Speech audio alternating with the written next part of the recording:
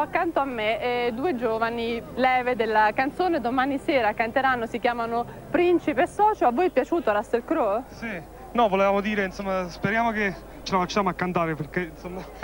Con questo tempo, non prendete freddo. Prendiamo la febbre alla fine. E poi l'altro personaggio di cui si è molto parlato, che però in realtà si è subito sgonfiato, è stata una bolla di sapone, è Eminem. Sembrava chissà quale trasgressione, adesso dovremmo vederlo. E invece un po' vuoi lo slang di Detroit che qui non capiva nessuno, un po' insomma il messaggio così trasgressivo non è arrivato. A te piace Eminem?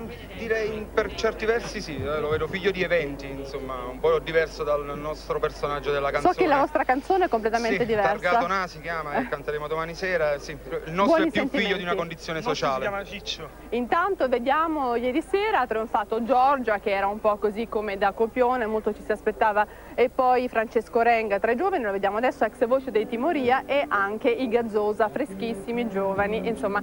Questa sera c'è la pausa, e domani sera si ritorna. Io ringrazio Principe e Socio, in bocca al lupo, e a te Francesca. Vedo delle persone che suonano, la neve non c'è, direi che